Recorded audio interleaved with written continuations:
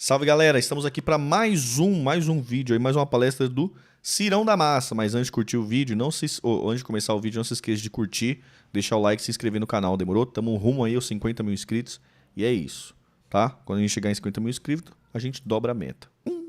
F. Produtividade nas organizações brasileiras. Keynote Speaker, Ciro Gomes, Smart Market 2024. Bora lá. Agora temos uma das palestras de destaque dessa edição. Em uma apresentação especialmente preparada para a Abras, vamos explorar o profundo conhecimento acadêmico e a experiência do nosso convidado. Para debater os motivos da baixa produtividade nas organizações brasileiras, em comparação às americanas, europeias e asiáticas, vamos discutir soluções estruturais para o Brasil e propor caminhos para as organizações. Para a palestra Produtividade nas Organizações Brasileiras, Motivos, Soluções Estruturais e Caminhos para o Desenvolvimento, convido ao palco para que todos acompanhem a palestra o ex-governador, advogado e escritor, senhor Ciro Gomes. Bom, muito boa tarde a todos e a todas. Está todo mundo me ouvindo bem, porque eu estou sem retorno? Eu quero agradecer o privilégio de, mais uma vez, já são algumas décadas, né, de ter sido lembrado pela Associação Brasileira dos Supermercados ou por diversas associações estaduais de supermercados, para estar consigo repartindo alguma experiência, muitas provocações em relação a esse meu olhar peculiar sobre as coisas da economia brasileira. Não podendo abraçar pessoalmente a todos e a todas, como gostaria, eu quero cumprimentá-los na pessoa desse grande líder empresarial brasileiro, meu amigo Antônio Galassi, que não sei em que lugar está, aqui está. Um abraço grande, muito obrigado mais uma vez pelo privilégio, pela honra, né, e pela confiança de poder aceitar um polêmico palestrante nas suas reuniões. Hoje o assunto é menos polêmico, menos traumático, mas eu estou encarregado pela organização de refletir consigo ao redor de 45 minutos sobre produtividade, a questão geral do Brasil. Tentei preparar uma apresentação muito fundada em números e, ao cabo das quais, desses 45 minutos, eu tentarei responder questionamentos, perguntas, antagonismos, ou seja, à sua vontade, eu responderei quaisquer questões sem nenhum tipo de censura ou não.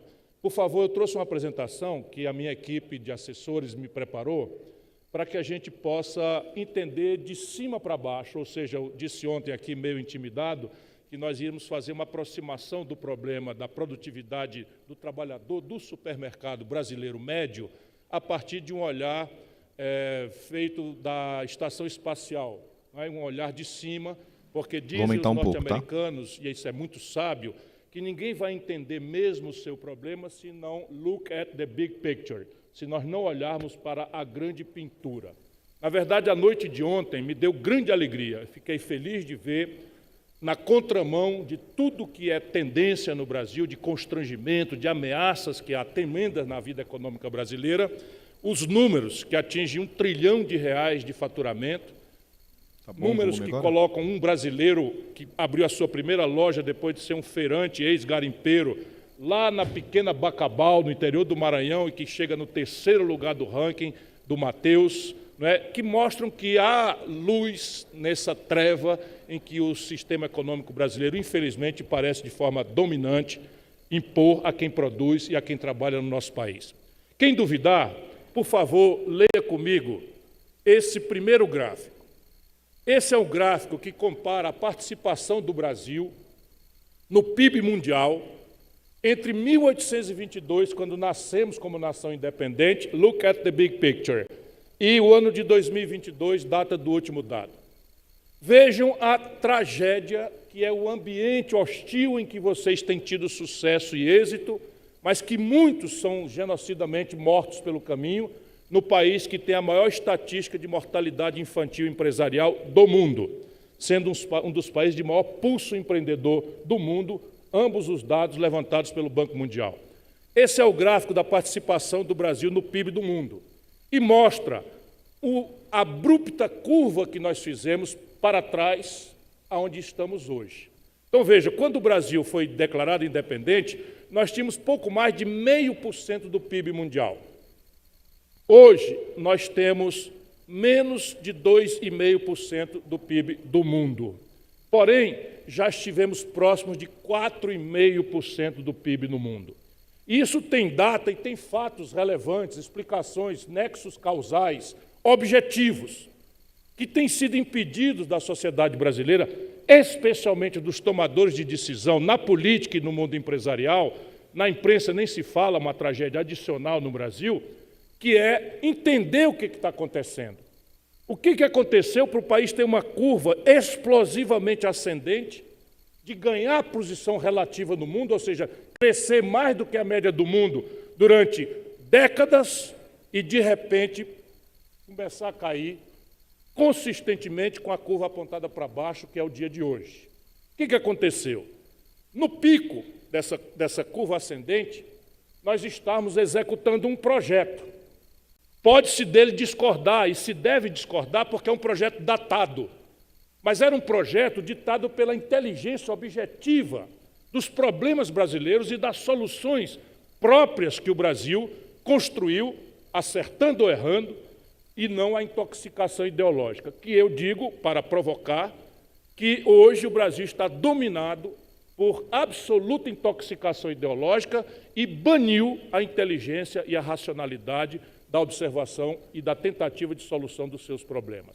Isso é muito trágico, porque se a gente fizer tudo racionalmente, com a melhor ciência disponível, com a boa literatura à disposição e com as melhores experiências internacionais nos guiando, ainda não será fácil nos tempos de disruptura tecnológica e dos ganhos de produtividade monstruosos que essas disrupturas tecnológicas, quase todas privadas, concentradas nas mãos de poucas pessoas, Mark Zuckerberg, Elon Musk e etc. e tal, né?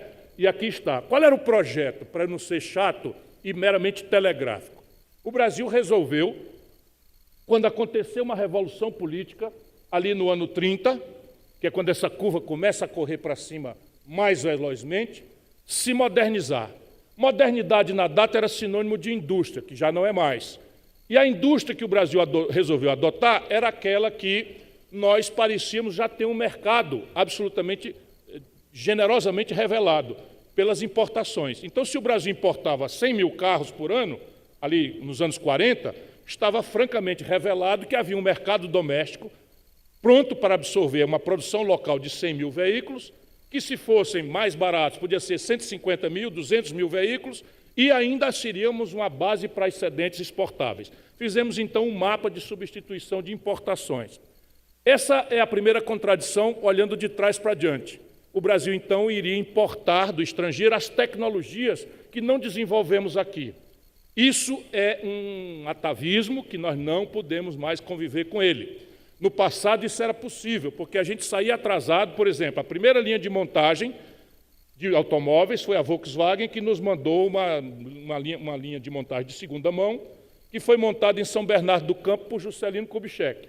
Pois bem, essa linha de montagem de segunda mão, já defasada da Alemanha, ao fim do dia produzia um Fusca, igual ao Fusca que a Alemanha, em Munique, estava produzindo com a nova linha de montagem. Só que se introduziu ali, e o Brasil até hoje não acordou, um elemento que nós vamos refletir sobre ele hoje mais detidamente: produtividade. Então, com os mesmos custos fixos, produzia-se um Fusca por dia. E o novo Fusca, que era igualzinho da Alemanha, eram 5, 6 Fuscas por dia, com custos fixos, portanto, reduzidos à fração de 20% daquilo que era o concorrente nacional. Para compensar isso, na transição, o Brasil montou um legado protecionista. Montamos uma redoma, protegendo o mercado brasileiro da competição agressiva do mundo. E chegamos a um ponto que tem a ver com o que está acontecendo hoje, aliás, essa memória tudo tem a ver com os desafios estruturais do Brasil hoje, que era quem paga essa conta dessa modernidade industrial e da infraestrutura inexistente na data. Decidiu-se aí, então, que o Estado brasileiro seria o empresário capitalista que não tínhamos. E não tínhamos mesmo, porque o pouco capital de lá e de hoje que o Brasil tinha no ambiente privado era concentradamente localizado no ambiente rural, contra o qual se levantou a Revolução de 30. As oligarquias rurais, da monocultura do café, da cana-de-açúcar, do leite, que desconfiavam muito dessa novidade e que vinham de uma revolta contra o fim da escravidão que precipitou a República em 89. Não pensem que eu estou fazendo história passiva. Aqui está a raiz estratégica das nossas contemporaneidades, os nossos problemas contemporâneos e o desafio de abordarmos esses problemas com inteligência cada vez mais racional e menos ideologia tóxica que está dividindo a nação hoje em paixões e ódios que são absolutamente ameaçadores da nossa sorte como nação. Pois bem, não tendo capitalistas privados, nasce o Estado brasileiro capitalista que não tínhamos, o Brasil estatal. Petróleo Brás, Eletricidade Brás, Estrada Brás, Telefone Brás e todos os Brás que a gente conhecemos. Pois bem, o Estado brasileiro também, na data, não tinha os capitais necessários para o fôlego da empreitada.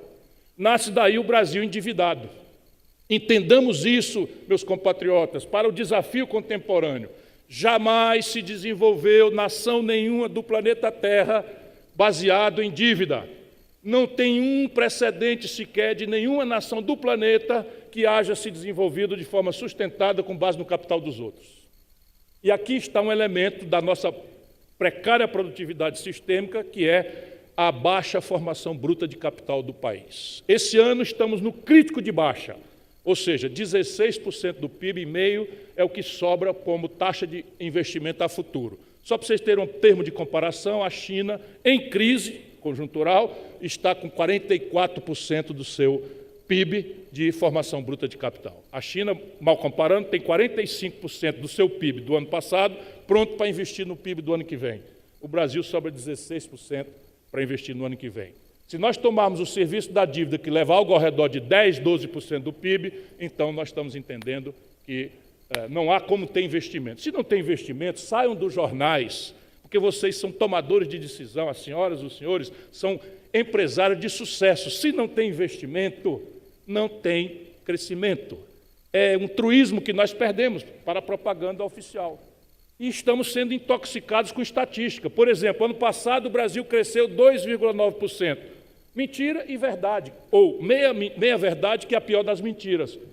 Com a safra de 2022, preços em alta e natureza generosa, nós crescemos o PIB rural brasileiro, eu vou mostrar tudo isso, algo ao redor de 15% entre 22 e 23.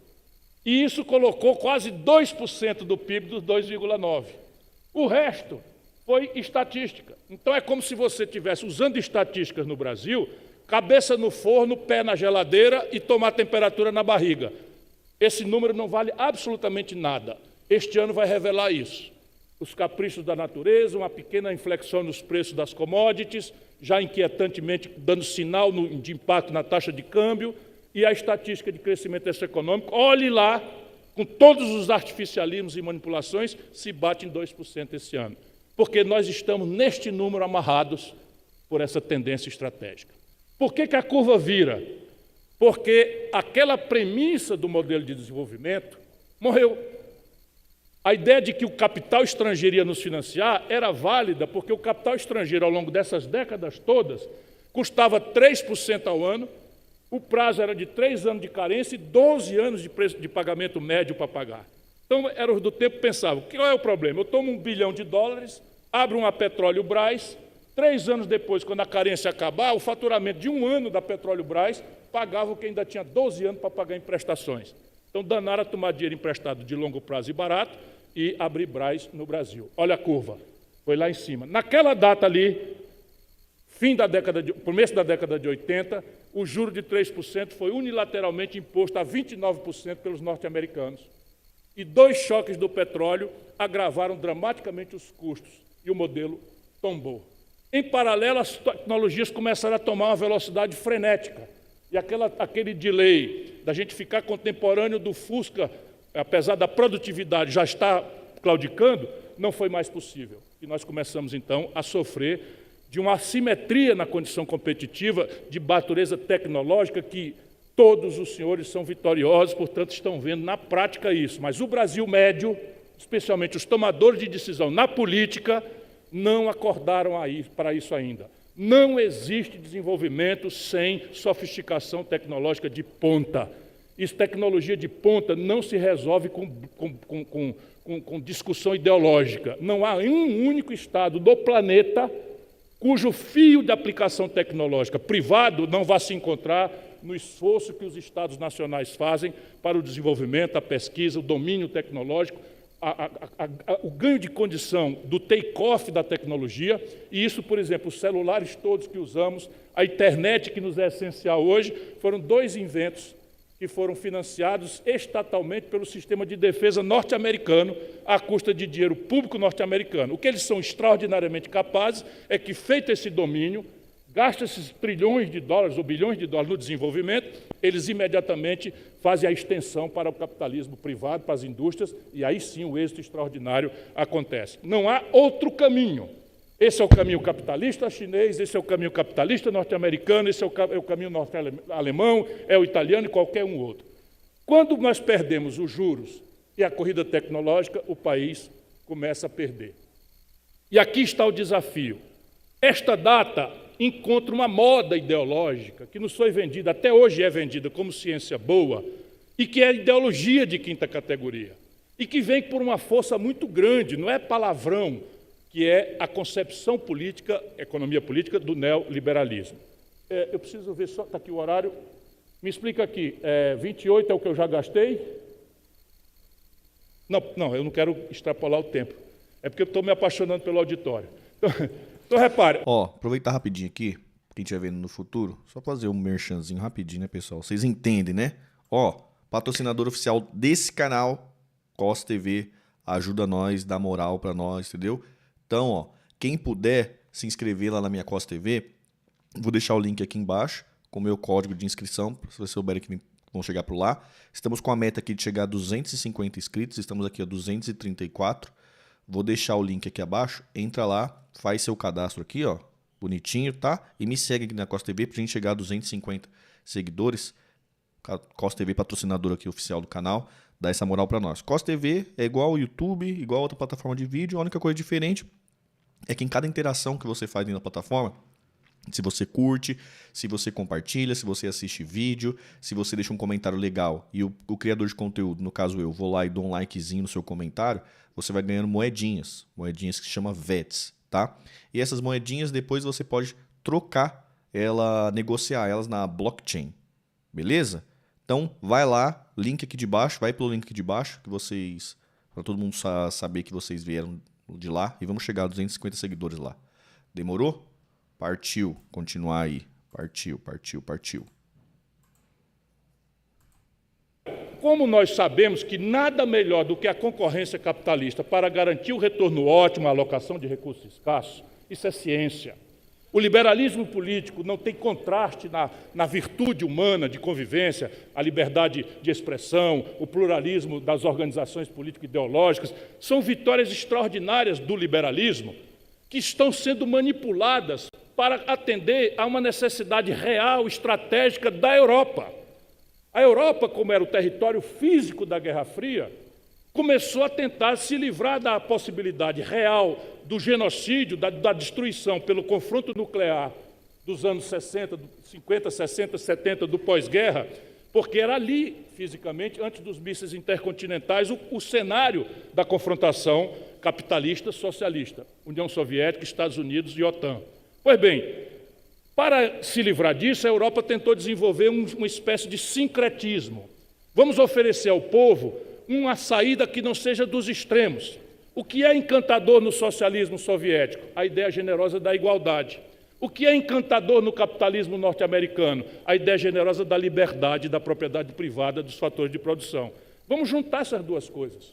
E se criou um negócio chamado welfare state. Isso tem a ver com as questões dramáticas do Brasil também, embora às vezes não pareça tanto. Mas é porque nós estamos habituados, estamos manipulados como nação, a não pensar nas grandes questões, que na verdade são elas que nos guiam para o bem ou para o mal. Pois bem, o custo do estado de bem-estar social impôs uma carga tributária nunca vista na história do capitalismo, que era possível de ser praticada na Europa por duas razões. Primeiro, o imperialismo colonial. Nessa data, por exemplo, a Inglaterra dominava parte importante da China, Hong Kong, dominava a Índia, né? A França dominava a Argélia, dominava a Nigéria e assim por diante.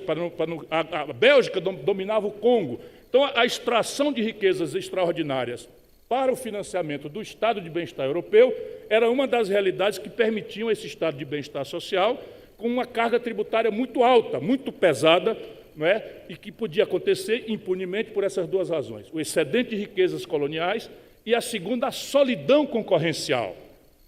Os norte-americanos com os europeus estavam sozinhos no ambiente do consumo moderno.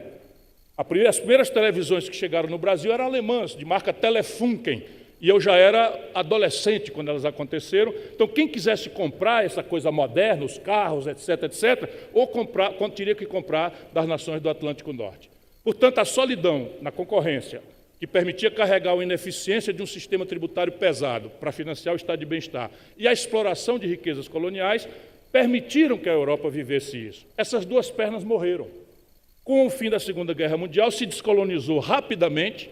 A Europa foi banida dessas colônias mais explícitas. O colonialismo agora tomou outras características mais disfarçadas, mas, de qualquer forma, o volume de dinheiro transferido não foi mais o mesmo. E surge no Oriente, no primeiro momento no Japão, depois Malásia, Singapura, Coreia do Sul e explosivamente China, um produto moderno, sofisticadamente tecnológico, quase up-to-date com os produtos do Ocidente, só que vindo de modelos de economia política desonerados da cunha fiscal que financia o welfare state. Quebrou a economia, perdeu competitividade da economia europeia, vem uma resposta óbvia, a onda neoliberal. Então, a ideia simples, na Europa era fácil de entender, eu perdi competição com o mundo, no meu mercado e terceiro mercado, porque a cunha fiscal que financia o estado de bem-estar social é impagável. Porque eu não tenho mais a colônia e eu não tenho mais a solidão, e agora tenho um competidor à altura que está rivalizando e me tomando o mercado. Solução óbvia: reduzir o Estado a uma dimensão mínima, desentranhá-lo do domínio econômico para, aspas, restaurar a competitividade sistêmica. Se eu fosse um lord inglês, eu não tenho a menor dúvida que eu teria partilhado desse diagnóstico. A terapêutica, não. O que acontece conosco, os brasileiros? Não é o nosso problema. O welfare state foi anunciado nas nossas constituições, mas nunca foi entregue. O nosso problema aqui é a cunha fiscal, sem nenhuma dúvida, mas causada por um fenômeno sem rival na história do planeta, que é a prostração do Estado brasileiro ao rentismo.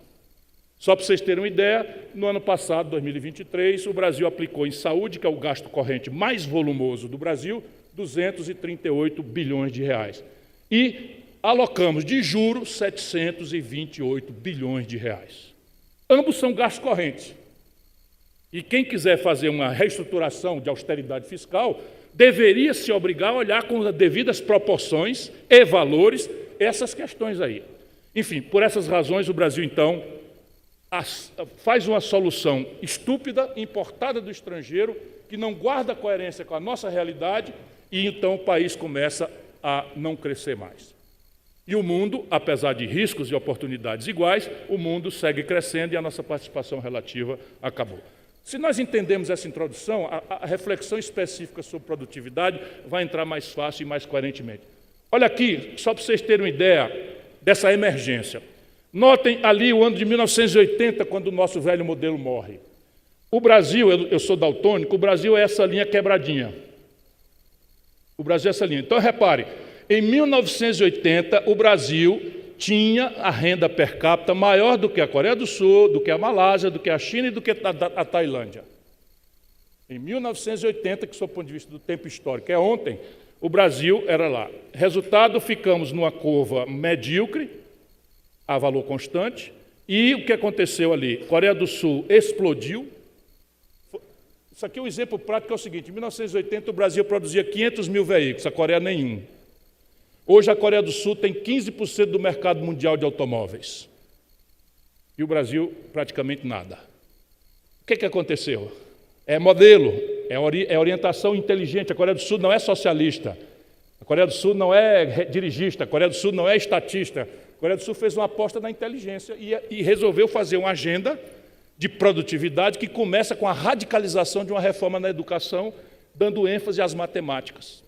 Isso é a base da corrida da Coreia e vai embora. E assim os outros países. A China, reparem, com 1 bilhão e 400 milhões de habitantes, está numa curva absolutamente ascendente, todos passaram o Brasil. Veja bem, a Malásia passou o Brasil. Veja bem, a Tailândia passou o Brasil. A Tailândia é menor do que o Piauí. Com todo respeito aos meus irmãos, porque o cearense só pode olhar com prepotência para o Piauí, né? Quem é mais pobre dos dois, então, nós cearenses escolhemos o Piauí para mostrar. A Tailândia é do tamanho do Piauí, e o Piauí é muito mais rico em matéria de solos, de água e tal, só que está escoando produção com estrada vicinal, a essa altura do século XXI. Vamos adiante, então. Vamos entrar agora no assunto que me... O que é estrada vicinal? Alguém sabe falar? O que é estrada vicinal? trouxe hoje mais especificamente. Se o grande quadro é esse, o ambiente onde nós estamos trabalhando vai certamente impactar na... Aqui, estrada vicinal. Tem mais aqui no Google. Estrada vicinal é um termo que determina as vias que não possuem revestimento asfáltico. Não significa que a via é revestida com material natural da própria região, como, por exemplo, a terra. Por isso, muitas pessoas chamam essas vias de estradas de terra. Caraca, que doideira, velho. As questões da produtividade. Todo mundo meio que já sabe o que é produtividade, mas como vai para a internet, às vezes eu vou explicar um pouco. A produtividade é uma continha que você pode apurar de dois jeitos, ou por hora trabalhada, ou pela riqueza dividida por pessoas empregadas. Então, essa é a forma de calcular. Então, veja, o Brasil tem uma produtividade por horas trabalhadas, a reais constante de 2021, porque as nossas estatísticas oficiais têm sempre uma defasagem, mas como a inflação tem sido residual, a ordem de grandeza continua essa daí. Então, vejam, em 2023, um trabalhador no Brasil, por cada hora trabalhada, gera R$ 41,4 de riqueza. Esse é o padrão de produtividade. Daqui a pouco eu vou. Mas veja o seguinte, lá nos anos 80, quando começa a tragédia, nós éramos 32. Nossa, dos anos 80 para cá, com a introdução de tecnologias, com a introdução de coisas, quantas coisas o Brasil mudou, nós estamos atolados numa produtividade pífia de R$ 41,4 por hora trabalhada do brasileiro. Segundo slide, por favor, Vicente. Essa é a mesma coisa vista agora pelo trabalhador, não mais por hora trabalhada. Então, aqui eu divido o PIB brasileiro por pessoas ocupadas. Se vocês veem, também não conseguimos sair e estamos hoje com R$ 82.466. Então, cada trabalhador brasileiro, dividido o PIB por cabeça, pessoa ocupada, gera uma riqueza de R$ 82.466. Repare uma coisa, em 2011, o Brasil tinha 83.600. Nós estamos retrocedendo. O mundo inteiro não tem essa curva para trás. Ninguém. Eu vou deixar aqui uma opção de gráficos que eu trouxe de colaboração, porque é tanta coisa interessante que eu me apaixonei, mas não dá para fazer numa palestra. Mas eu vou deixar na Abras, porque são padrões que a gente pode perseguir. São números objetivos que podem ser perseguidos dentro do supermercado, numa loja. Para além de uma rede ou de um setor, você pode buscar isso numa loja e há como fazer. Então, repare, deixa eu chamar a atenção de novo.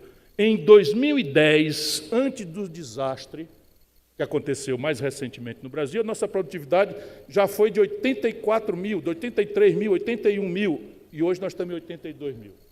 Ou seja, a produtividade brasileira estancou, apesar, eu vi agora a palestra que me antecedeu, o código de barras vai ser substituído pelo QR Code, né, que vai carregar 300 informações, até de rastreamento de um bife que você vai comprar e tal. Tudo isso vai dando produtividade. Apesar desse avanço extraordinário, olha onde é que está o número do Brasil. De novo, sintoma de estagnação e de falta de ruptura. Nós somos avessos a rupturas, por exemplo, a ruptura da educação, que nós insistimos em não fazer. No fim, é disso que se trata. Mais adiante, por favor, Vicente. Vejam aqui. Eu agora estou começando a buscar a produtividade do setor de supermercados. Pasmem, não existe esse dado. Eu queria muito produzi-lo e comecei a trabalhar com a minha equipe e fui desagregando. E aqui tem a mesma coisa, eu separei e vocês vejam a distância entre um setor e outro. Depois eu vou mostrar para vocês a proporção disso. Então veja, de novo eu não enxergo cores, eu sou daltônico, mas está ali, ó. A agropecuária brasileira, nós temos a notícia disso pelos jornais, está explodindo em produtividade. Já passou a produtividade dos serviços totais. Com aqueles mesmos critérios, hora trabalhada e riqueza produzida por trabalhador, a agropecuária está acontecendo. Vamos entender isso aqui? Eu sou chato demais, se eu parar um pouquinho para entender por que tem uma curva diferente das outras na produtividade, são algumas explicações. Por exemplo, os juros que impõem-se negativamente na economia brasileira são um fator guilhotina para impedir o país de crescer. Por uma circunstância simples, ninguém precisa de adotar economês. Se o juro pago por um papel é mais alto do que a rentabilidade média do negócio da economia real, a economia real para. Simples de entender. Por que eu, tendo capital, vou botar num negócio de risco, se eu botando na renda fixa, obtenho até 200% da CDI? Mas quando o país tem baixo nível de formação bruta de capital, significa um grande pulso empreendedor e baixa liquidez, baixo capital, por que eu vou tomar dinheiro emprestado para pagar 30%, 35%, se eu sou um cliente de primeira linha, para botar no negócio que, bem administrado, me dá 5%, 6% em ambiente concorrencial? O que acontece com a agricultura? Ela não tem isso. Por mais que se faça a propaganda ideológica do liberalismo e, no mundo rural, o conservadorismo ideológico ainda mais radical, eles gozam de subsídio dos juros. É o único setor brasileiro que tem um subsídio absolutamente estrutural e não é ideológico. Não é ideológico. Nós chegamos a praticar dumping internacional. Por que os franceses não querem fazer acordo com o Mercosul no Brasil? Porque a gente destrói a agricultura deles. Nós temos produtividade porque nós estamos fazendo uma agricultura de precisão no estado da arte. Hoje você passa uma colheitadeira e ela vai anotando com polegada de fidelidade, com polegada de precisão, tecnologia, polegada de precisão, a produtividade daquela polegada quadrada, para na safra seguinte o fertilizante ser colocado só onde precisa menos, ou onde precisa mais, de forma um software lê e faz.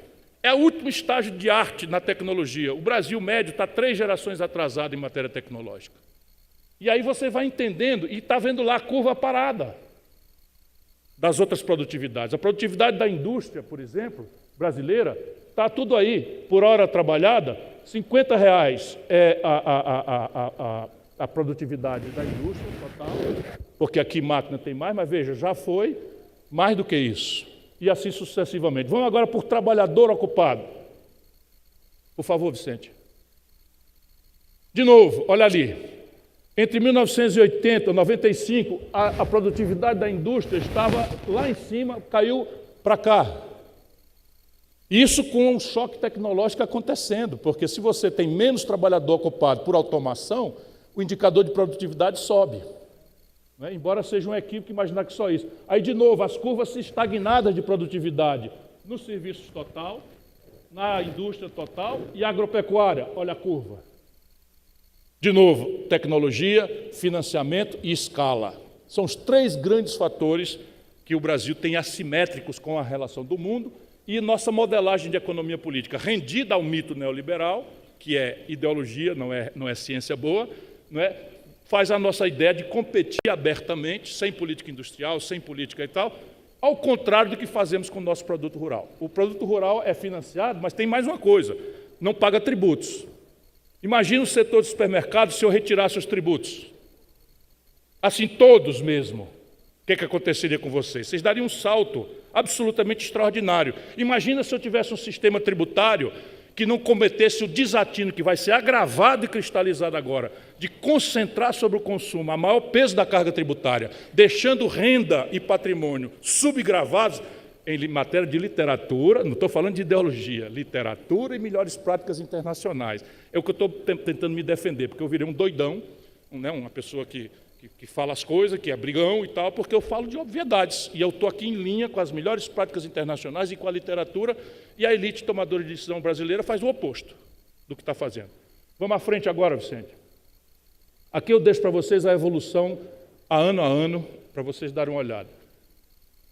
Aqui, eu peguei segregando, né, daquela parte grande para menor, eu segreguei o comércio.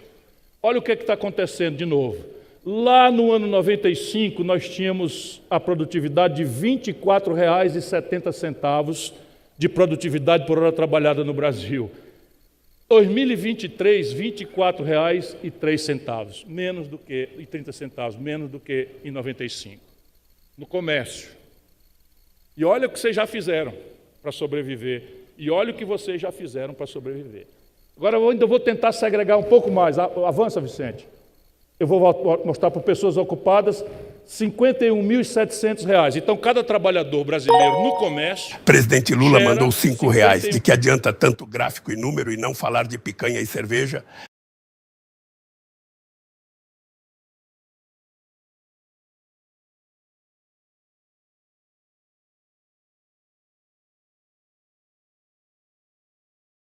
Valeu, presidente Lula. Obrigado por mandar o 5. Tava mutado, né? Estourou na orelha de todo mundo aí, né? Valeu pela moral. Pô, tá legal essa palestra aqui, hein? Tá legal. R$ 1.715. Olha ali o que era em 1995 a valor constante. Hein? 57 mil. A produtividade está em queda ainda a essa altura do século XXI. Isso é inviabilizador de negócio, é inviabilizador de rentabilidade, é inviabilizador de lucro. Vocês, eu ontem saí feliz, vou rever uma opção de coisas para entender, já acordei de madrugada, para processar na cabeça, e eu quero crer que eu entendo um pouco já por hipótese, mas vou especializar mais. É que esse crescimento extraordinário está crescendo na base do formal contra o informal. Está crescendo na base do que quem se ligou na tecnologia, na base do que não conseguiu se ligar na tecnologia. Ou seja, então o crescimento, no fim, é marginal. Porque está sendo, quando chega o Mateus, dezenas de Mateus de origem somem do mercado. Essa é a hipótese mais provável, eu vou especializar isso nos meus estudos. Mas, de qualquer forma, é muito bom saber que há um setor no Brasil que está se formalizando, portanto, podendo ganhar produtividade, e é nacional. É absolutamente comovente. Eu me emocionei ontem de saber de que os grandões não passam de 22% do share do mercado brasileiro. Isso é único em matéria. Até na agropecuária, o máximo de agregação de valor nacional que nós fazemos fica para trás do esmagamento de soja. Nas carnes, não, nós estamos ainda com grandes corporações brasileiras, nacionais, de capital nacional. Nada contra, o problema é que capital estrangeiro, a contabilidade é em dólar. Isso gera um passivo a ser remunerado em dólar. Se isso não é tradable, ou seja, exportável, você gera um desequilíbrio na conta externa, estrutural, que ciclicamente quebra o Brasil. Na desvalorização de câmbio do Fernando Henrique, em 99, da Dilma, em 2013, e vem por aí a próxima, que eu estou estimando que vai ser só depois do fim da guerra da Ucrânia, por causa dos preços das commodities. Aqui é a mesma coisa por hora trabalhada, no comércio, serviço e total. Estou tentando desagregar para achar o supermercado. Passa adiante, que eu já estou passando da conta aqui da hora. Pessoas ocupadas é o mesmo número, já expliquei tudo, só estou evidenciando. Olha cá, os serviços, eu aqui desagrego ao máximo que eu consigo fazer para tentar achar o supermercado. Eu tiro, por exemplo, de comércio, algumas coisas, por exemplo, comercialização de carro, etc, etc. Por aqui a gente vai meio que achar... Onde é que eu vejo mais perto? Aqui. Vejam essa linha de cima. É para onde 70% do sacrifício de trabalho, das preocupações, dos aborrecimentos, dos infartos do mundo produtivo brasileiro acontece. O setor financeiro. Olha como discrepa completamente. Altamente mecanizado, altamente posto em máquinas e faturando horrores como não se fatura em nenhum lugar do mundo. O Santander, por exemplo, tirou no Brasil um lucro capaz de compensar todo o prejuízo global dele no ano da pandemia. Só para vocês terem uma ideia da distorção que é. A rentabilidade sobre o patrimônio por aí afora é 5%, 7%, 9%, primeira linha. Aqui no Brasil, quem baixou de 18% de rentabilidade sobre o patrimônio no ano está mal falado no mercado, como está acontecendo recentemente com o Bradesco. E só são 5 dominando 85% de todas as atividades financeiras do país, o que identifica um cartel. E, recentemente, em 28 de dezembro deste ano passado, num dia só, o governo federal brasileiro liberou 93 bilhões de reais num cheque só. 93 bilhões de precatórios que foram comprados com 60% de deságio por 4 ou 5 bancos apenas. Então, 93 bilhões de reais é muito mais do que o 13º que causa uma sazonalidade boa no mercado, no supermercado, do que a Páscoa que causa e tal, do que o Natal que causa e tal. 93 bilhões é muito mais. Por que não tivemos o aquecimento dessa coisa? Porque impulsou tudo nos bancos. 93 bilhões. Nunca houve na história do Brasil. Eu escrevo com detalhes, isso daí não sai uma linha em nenhuma imprensa brasileira. É só um parênteses que eu estou abrindo, mas está ali a explicação, é o contexto. Por que o setor financeiro, no setor de serviço, está indo embora? Transporte, eu separo, serviço de informação, intermediação financeira, outros serviços e APU. Então, aqui você vê que a maior parte está muito baixo, porque a produtividade por hora trabalhada toda abaixo de R$ 70. Toda abaixo de R$ 70, menos os bancos. Adiante, por favor. Aí, por pessoas ocupadas, se revela a mesma coisa, né? Agora, vejam bem, essa é a tragédia brasileira. É o problema de não lermos as estatísticas direito e sermos manipulados ou por desinformação ou por manipulação pura e simples maliciosa. Essa é a tragédia do Brasil. Você tem a produtividade do PIB de serviços, né? A proporção do PIB de serviços na economia brasileira, 67%. Então, se a produtividade dos serviços é muito baixa em 67% do PIB, por aqui você entende qual é a prioridade, ao invés do que tem sido conduzido nas políticas econômicas do Brasil. Todo o foco na indústria, que responde hoje por 25%, a indústria total, porque aqui eu incorporo construção civil. Se eu colocar só a indústria de transformação, é 11% do PIB, já foi 30%. Quer dizer, a devastação do que está acontecendo estruturalmente na economia brasileira. E, por fim, o PIB da agropecuária, com essa comemoração toda, essa prepotência, essa força política, esse domínio ideológico, ainda não passa de 7,5% do PIB brasileiro. Por isso que, mesmo crescendo 15 pontos, ela agrega 1 ponto e pouco na estatística global do PIB brasileiro. Eu estou terminando. Vamos lá? Agora, lamento, mas esse é o desafio para nós. Mesmo planeta Terra, mesmo abate local, mesmo abate hora, mesmo domínio. Produtividade do trabalho por hora trabalhada na Alemanha, $87,26. Lembram da brasileira? Consegue voltar, Vicente, para o primeiro?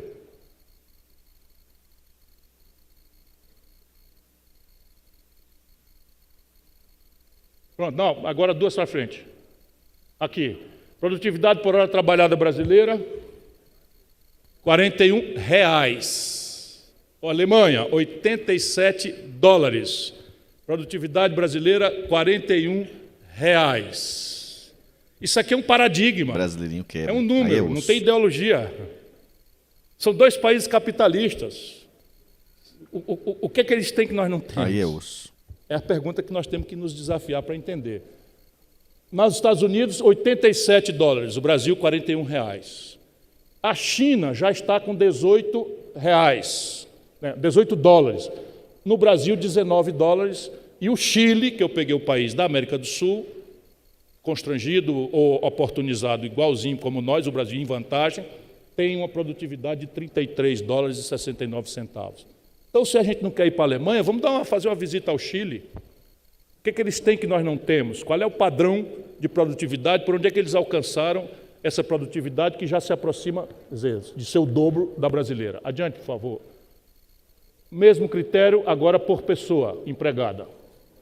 Não, aqui, por pessoa empregada na Alemanha, $116 mil, nos Estados Unidos, $157 mil, na China, $43 mil, no Brasil, $38 mil por pessoa ano, tá? E o Chile, $65 mil. Então, de novo, o desafio aqui. Para adiante. Bom, aqui já vai começando a ficar mais complicado, mas eu trouxe, e vou parar aqui a exposição, mas eu trouxe, Galácio, para deixar com a Abras. Vou deixar com a publicação de vocês, porque eu resolvi, então, pegar a curva de todos os países para a gente ter padrões, referências internacionais práticas, desideologizadas, científicas, segundo a melhor prática.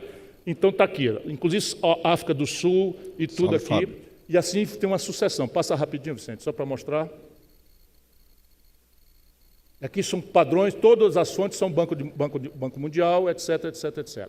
Bom, eu concluo aqui, como prometi, me propondo, ou aceitando o desafio de fazer uma coisa que eu não sei fazer, que é administrar um supermercado.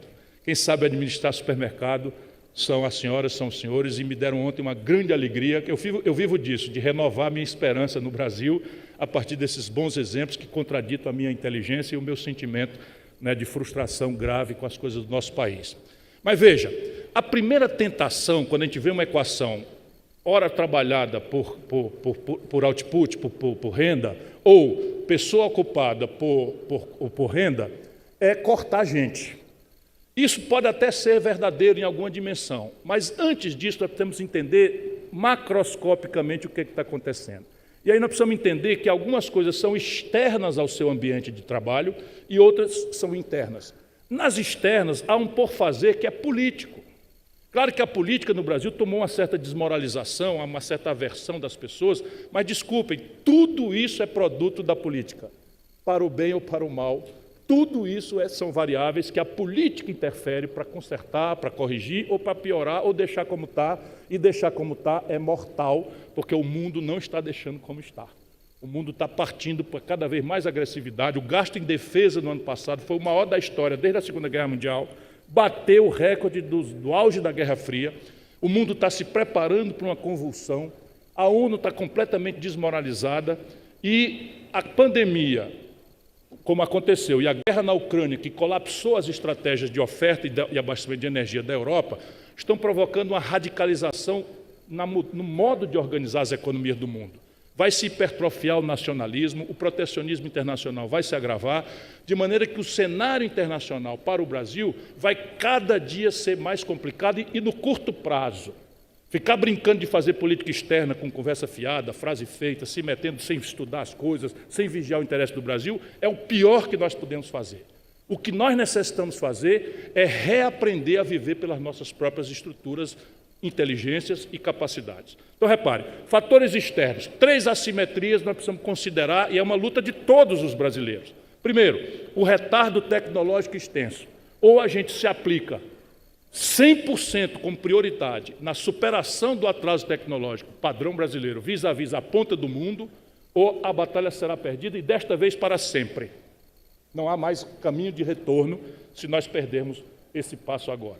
Infelizmente, eu ouvi o presidente Lula dizer semana passada que o Brasil, aspas, o Brasil não precisa de inteligência artificial porque o povo brasileiro é o povo mais inteligente do mundo, fecha aspas, né? Olha, é devastador, porque vocês vão ver, hoje tem palestra sobre isso. O que é inteligência artificial? É a capacidade de processar 100% das informações do mundo em tempo real. Vocês imaginam uma reunião de um conselho de administração, o que é aquilo ali? É um esforço de associar inteligências para abordar problemas complexos e tal. Demora 4 horas, 3 horas, 2 horas, se o problema for muito complexo. A informática, turbinada pela inteligência artificial, vai processar todas as informações disponíveis no mundo em tempo real, em speed light. Quem tiver este dado disponível para gestão, para manejo de estoque, para compreender as volições dos consumidores, sabe como é que um supermercado ganha cliente? A primeira decisão é quem é o mais perto, a segunda decisão entranhada com a primeira, porque é entranhada com a primeira, é quem é mais barato e qualificado. Então, você vai tendo 2 variáveis, 3 variáveis, depois você vai ter o seguinte, o ar-condicionado, a temperatura, que ninguém imagina que é assim mesmo, a iluminação, que é mais ou menos favorável para a psicologia, não sei o quê, só algoritmos serão capazes de entender essas variáveis todas, que vão decidir se os clientes vão entrar naquele supermercado ou naquele outro. Então, esta assimetria tecnológica tem que ser buscada com um eixo central de superação das condições de obstrução da produtividade geral do Brasil. Segundo, escala. Hoje, com a emergência da China, cada bem ou serviço globalizado vai aparecer em todos os mercados a um custo a um preço abaixo do custo de produzir ou de oferecer o serviço, a unidade de serviço, se esse outro produto ou serviço for oferecido em mega escala. Compreende o que eu estou dizendo? Então, eu produzo 1 bilhão de calças jeans numa fábrica, meus custos relativos vão se depreciando ao máximo, eu tenho só um CEO, tenho só um departamento de jurídico, etc., etc., e basta ter, minhas compras são todas reduzidas por escala, e basta eu ganhar 1 centavo na fração da calça. De maneira que, na Sulanca de Caruaru, toda a agenda tosca que as frequenta, porque tem muito problema mesmo a institucionalidade brasileira, mas na Sulanca de Caruaru já não tem imposto, já não tem carteira assinada, já não tem 13º, já não tem licença maternidade, não tem nada, é criança pedalando, é mulher trabalhando toda noite, e a calça chinesa chega mais barata em Caruaru do que a Sulanca de Caruaru consegue produzir. porque a variável aqui é de escala. Mas tem a outra variável, financiamento. Enquanto a gente estiver encapsulado em cartéis, em oligopólios, é possível sancionar uma ineficiência de um juro na ponta, para descontar uma duplicata, de 35%, 40%. Enquanto não aparecer o concorrente, essa coisa pode sobreviver. Apareceu o concorrente com esse mecanismo, não fica um, pode ser o setor que for. E isso é uma outra variável que depende da política. Não é ideológico, é a equação da política. E falei de escala, falei de perfil de financiamento e falei de sofisticação tecnológica. Essa é a grande agenda macroscópica. Dentro, assim, macroscopicamente, não é possível ter produtividade up-to-date com a alemã, com a americana, com 8 anos de escolarização média. Essa é a escolarização média do Brasil. Com evasão escolar no ensino médio, que é superior a 70%. O brasileiro evade numa conta de 70% do ensino médio. E a solução para o Brasil, que o Brasil está encaminhando, não é decidir que, eu posso falar um palavrãozinho, só um, que a bosta da pedagogia que nós fazemos hoje vai interessar aluno. Sabe o que é isso hoje em dia com a internet? Um garoto tomar banho, que nessa cidade é muito chato, né? Sair no calor, sair no frio, pegar ônibus, para chegar na escola e ver um professor, coitado, se esforçando com um giz na lousa para dizer que Pedro Álvares Cabral descobriu o Brasil por acaso. Olha, ele vê num óculos de realidade virtual Pedro Álvares Cabral chegando no Brasil, ele junto. Ele vai testemunhar como é que chegou, como é que os índios estavam vestidos, etc, etc. Então, é um padrão pedagógico estúpido. É um legado do século XIX que nós não cozemos. E a solução, fazer uma bolsa, mais uma bolsa, para dar R$200 para um garoto que fique o ano todo na sala. Sabe o que vai acontecer? O garoto vai ficar na sala, pelos R$200. E se ele não ficar, o professor vai dizer que ele ficou, porque quem é que vai dizer o seguinte, não, eu vou cortar aqui o menino e o menino não vai receber R$200, ele está precisando dos R$200 porque ele está com fome. Mas nenhum país do mundo progride sem apostar no trabalho bem remunerado e super qualificado. Bolsa isso, bolsa aquilo, é sintoma de atraso, de decadência, de morte de uma nação, que é o que nós estamos, infelizmente, assistindo acontecer. Feitas essas externalidades exemplares, dentro, motivação, treinamento, qualificação, algoritmos. Por exemplo, quantos caixas tem no supermercado? A resposta para uma pergunta tosca dessa, modernamente, é não sei, que horas? A resposta é essa, não é quantos caixas você tem, é que horas? Por quê? Porque eu notei no algoritmo que às 18 horas, quando termina o expediente, mais tipo de gente que gosta de fazer o caixa conversando com a coisa e tal, o algoritmo vai me dizer isso, então eu tenho que ter outro padrão de organização em que o empacotador, sei lá o que, dos lugares que vocês têm, vira caixa. Portanto, ele tem que adquirir multiabilidade. Aí isso faz a produtividade crescendo. Ele vai passar uma parte do dia quando o caixa esvazia. Senão eu corto, aí chega na hora do rush, um monte de fila, e o cara diz assim, olha, o outro supermercado acolá não tem fila, botou um caixa eletrônico que eu passo lá o negócio no código de barra e tal. Isso vocês sabem fazer. Meu papel aqui era só provocar. Pensemos, ideologia tosca não resolve o problema de ninguém. Muito obrigado por sua atenção. Ciro Gomes, convidado especial dessa tarde. Obrigada pela palestra, Ciro. Alto, né? A partir de agora, a gente abre 15 minutinhos para perguntas livres. Caso queiram fazer alguma ao ex-governador, as recepcionistas estão circulando pelo salão com alguns microfones. Enquanto isso, eu começo com uma que já recebemos. Por favor, beba uma aguinha. Respira. A pergunta é do Samuel Vânio, presidente do Grupo Enxuto. Ciro, a complexidade do sistema tributário brasileiro é frequentemente citada como um obstáculo para o crescimento empresarial. A Abras tem realizado um forte trabalho nesta área, tendo como exemplo a cesta básica. Na sua visão, quais seriam os principais elementos de uma reforma tributária que poderia alavancar a produtividade das indústrias no Brasil? Indústria, leia-se, setores. Veja, eu estou me refugiando, para não parecer que eu sou esse bocão exótico e tal, que até não consegue, pelo menos uma vez, não falar nenhum palavrão, mas, francamente, dar R$200 para resolver o problema de evasão de 70% é muita picaretagem de um país como o nosso. Mas, repare, como é que a gente se refugia num assunto complicado como é um modelo tributário? Eu sugiro que a gente se refugie na literatura. Eu sou professor de Direito Tributário. Originalmente, eu comecei a estudar Economia Política, porque a minha disciplina na universidade é Direito Tributário. Então, a literatura do mundo é farta nesses assuntos. Mas a segunda grande fonte, para quem tem preguiça de ler, e é justo, nem todo mundo tem disposição para ler, é a melhor prática internacional. São dois conselheiros absolutamente, sabe, livres, porque foi purificado, foi depurado, foi esmerilhado, foi criticado e se afirmou como coisa boa o que está afirmado na literatura, com os argumentos, e as boas práticas internacionais. Então, você quer chamar de reforma tributária uma coisa? Não pense que atacar a simplificação de um sistema estupidamente grosseiro, complexo, corrupto, leviano, como é o sistema tributário brasileiro, com um olhar faccioso, como infelizmente o Congresso Nacional Brasileiro está fazendo hoje, e o governo fazendo propaganda.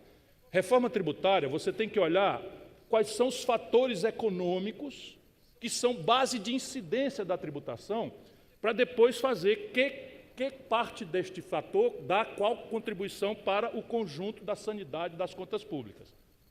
E tentar produzir o mínimo de distorção possível na concorrência, na competitividade sistêmica da economia, no olhar internacional com o competidor em terceiros mercados e no mercado nacional. Embora, neste aspecto, você possa simplesmente isentar toda a tributação para produtos ao exterior e sobretributar com política de tarifação externa e tal a importação. Mas vamos voltar só ao prático doméstico. Então, repare, quais são os fatos tributáveis mais importantes? Primeiro, patrimônio. Por que a tributação sobre patrimônio deve ser chamada por primeiro? Ora, porque não causa nenhuma distorção no processo concorrencial, no processo econômico, no processo competitivo. Tal. Então, o patrimônio, o que é o patrimônio? Depois de trabalhar, de produzir, de pagar os impostos, de tal, não sei o que e tal, você imobiliza uma parte disso. Você tributando isso, você não gera nenhuma distorção competitiva concorrencial, porque não é uma tributação indireta, é uma tributação direta. Pois renda. De novo, produziu, trabalhou, pagou imposto, pagou propina para fiscal, aguentou pancada, não sei o que, tal confusão e tal, apurou, teve o lucro, é lei, é seu, pode poder, vai atribuir à pessoa física, vai. Renda. Renda. Então vem aqui, bota aqui. Essa renda tem várias hierarquias, porque tem uma faixa de isenção que as sociedades dão para quem e tal. Tem sociedades que têm imposto de renda negativo, que era muito melhor do que ficar fazendo bolsa isso, bolsa aquilo, para ser o padrinho da coisa.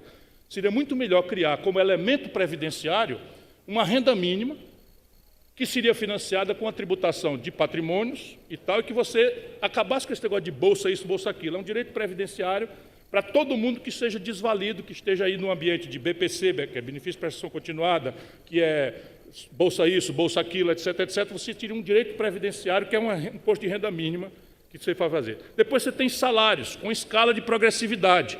De novo, literatura e melhores experiências internacionais. Então, você tem o seguinte, no Brasil, você tem uma imensa sociedade de trabalhadores com cabeça de classe média. Eles pagam 15% de imposto. Por que a gente não tem uma alíquota menor de 10%? E cria lá em cima uma alíquota maior de 35%, porque a maior hoje é 27,5%. Com isso daqui, prestem bem atenção, é chato, mas já a gente fecha a conta, porque matemática é cruel, não aceita ideologia. Então, você faz isso, e eu quero dizer que eu já fiz, eu fui ministro da Fazenda do Brasil e fiz exatamente isso que eu estou propondo. Você, com isso daqui, você tira, com o imposto sobre lucros e dividendos e com o imposto de renda progressivo, você tira de 3% a 4% na alíquota sobre o ICMS, que vocês vão pagar agora com o nome de IVA. Tira 3% a 4%. Então, estava o Galassi aqui lutando com os professores aqui para definir de forma pitoresca, para não dizer desonesta, quem entra e quem não entra na cesta básica. Aí vem a informação de que tilápia é mais cara do que camarão. Aí tilápia entra na cesta básica e outro não entra, porque o lobismo, os preconceitos, a superficialidade de uma discussão. Por quê? Porque a discussão é que a carga que vem por aí, dessa nova reforma tributária, vai nascer o IVA maior do mundo. Eu estou tentando dizer, ninguém quer ouvir. Vai nascer, no valor de hoje, os meus cálculos, entre 27,5% e 30% o IVA. Vocês viajam para os Estados Unidos, é improvável que se encontre em estado a estado 8% ou 9%. Nos países da OCDE, você chega a 12%, 14%, vai nascer 30% no Brasil. Por quê? Entre outras razões, você tem o problema de que você está transportando para o IVA, com a tributação do consumo, um ônus pesado do financiamento da Previdência Social. Sabe quantos países do mundo tributam consumo para financiar a Previdência Social? Nenhum que eu conheça. Nenhum. E como é isso? PIS e COFINS vêm para o IVA, que não vai ser IVA, vai ser contribuição. Por quê? Porque o I é imposto e é partilhado com os estados e municípios. O C é contribuição, não é partilhado com os estados e municípios. Vai fundir PIS, COFINS e IPI. Este é partilhado hoje com os municípios e estados. Ao fundir, vem para a alíquota do IVA. Então, essa é a razão pela qual nós estamos entrando no caminho errado, porque não respeitamos a literatura e não respeitamos a melhor prática internacional. Então, você subgrava patrimônio, subgrava renda, num país em que a concentração de renda é inédita no mundo. Aqui fica mais flagrantemente com o imposto sobre grandes patrimônios, com a alíquota moderadíssima, que eles ficam dizendo, vai fugir capital, o Lula repete isso e tal, não tem nada disso. Hoje, para você repatriar capital para o estrangeiro, você paga 0,38 de IOF. Se eu fizer o IOF de 1 na transferência de fora e fizer 0,75 de tributação sobre grandes patrimônios na pessoa física acima de 20 milhões de reais, eu arrecado mais 3% a menos na alíquota do IVA. Trata-se de decidir, porque a decisão que eles vão tomar numa crise fiscal crônica, que não é verdadeira, eu explico e arremato, trata-se de a que senhor você quer servir. Então é o seguinte, é neutra é tal. Então eu vou abrir mão de tributar lucros e dividendos, que o mundo inteiro tributa, eu vou abrir mão de uma progressividade do imposto de renda, eu vou abrir mão de uma tributação mais... Deixa eu dar um dado aqui. O imposto territorial rural, deste imenso latifúndio chamado Brasil, do agronegócio mais extraordinário do planeta Terra, recolhe de imposto territorial rural o que o povo de São Paulo, esta cidade, arrecada por mês de IPTU. Vocês ouviram bem? Vocês que moram em São Paulo, pagam por mês de IPTU o que todo o Brasil rural, latifúndio, etc., esqueça as pequenas propriedades, paga por ano de imposto territorial rural. Isso com conversa mole de esquerda, sabe? Papo furado, de petismo, não sei o quê. Então, desculpa, eu estou meio abusado nessas coisas aí, porque tem um ponto aí, que entre a esquerda e entre a direita dá na mesma. Como é que não se tributa a propriedade? Então vai tributar o quê? O mais fácil de tributar e o mais desonesto e injusto, o consumo, que é o último grande fator econômico de tributação. Só que é gente pobre, atomizada, desorganizada, sem consciência política, etc., etc. Então, senta o pé e o miserável paga 40% da conta do pré-pago do celular de tributação sobre consumo. Então, esse é o problema. Vai nascer uma distorção. Vai simplificar, a direção é correta? Vai simplificar, a direção é correta. Quem ganha? A indústria. A cadeia produtiva da indústria vai poder eliminar os resíduos de crédito na origem e tal. Mas o resto, todo mundo vai perder. E os senhores vão arcar com a pior consequência de todas, quer ver, espere.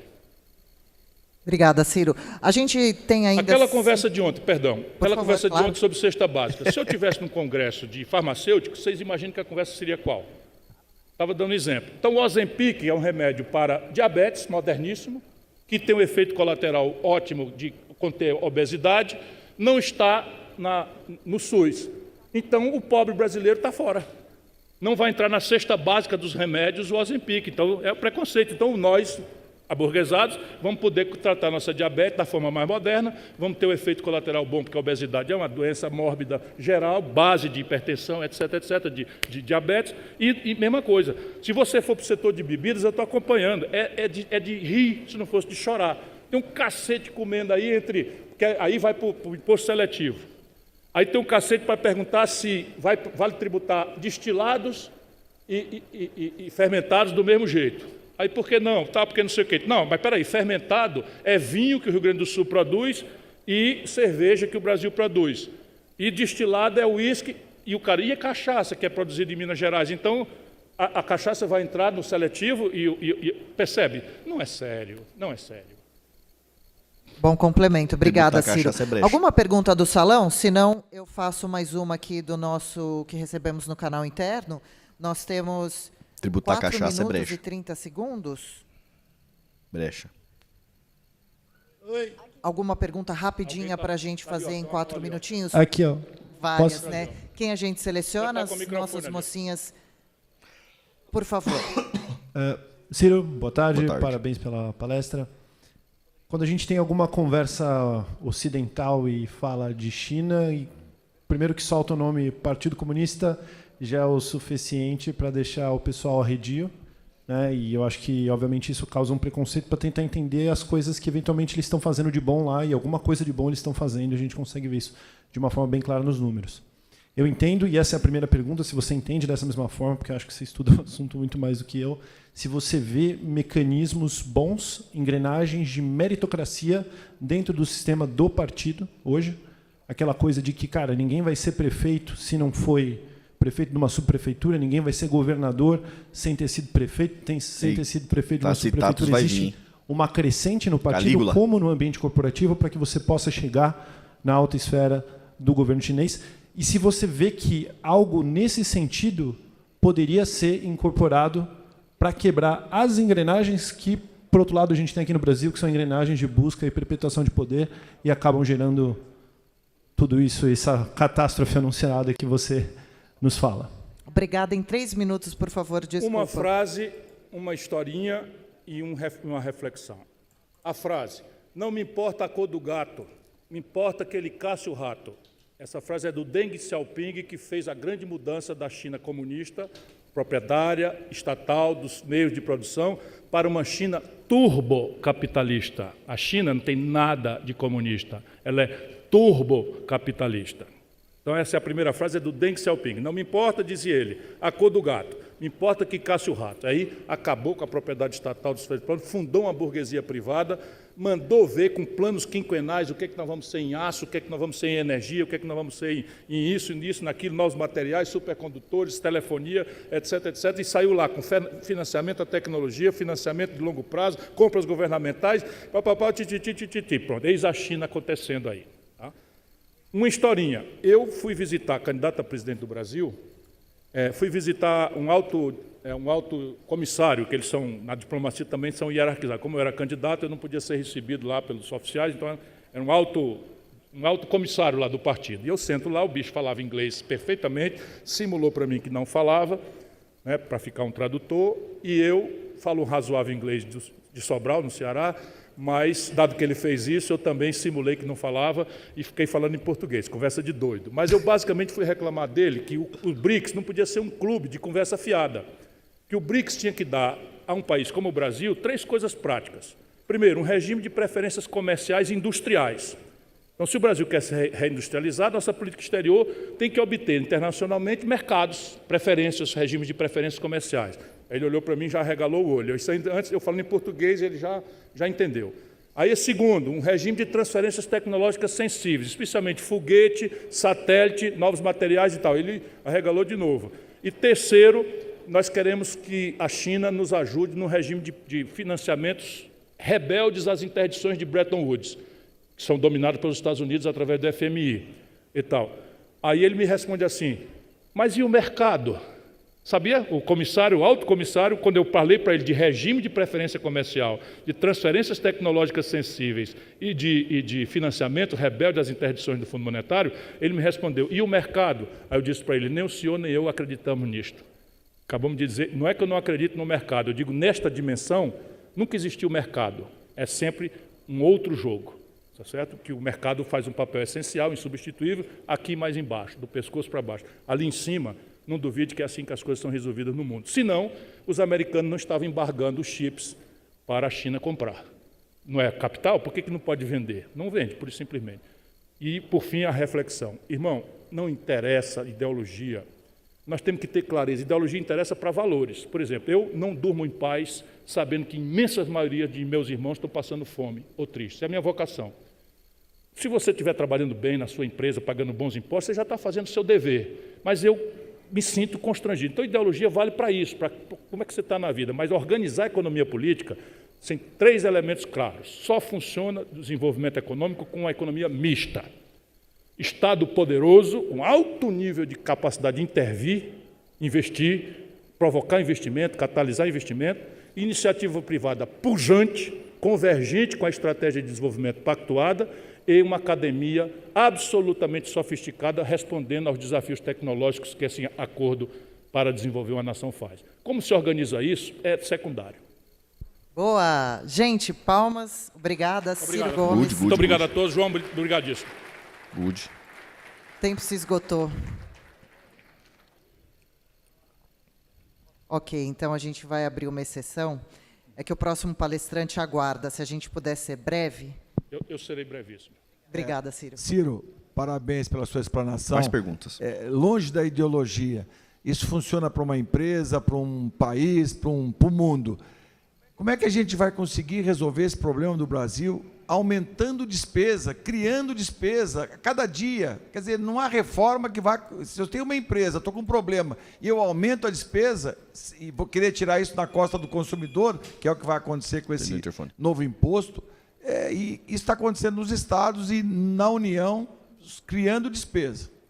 Se eu não fosse o provocador que eu sou, não seria útil para todos os que me honram com a audiência. De qual despesa o amigo está falando? Esse é o problema.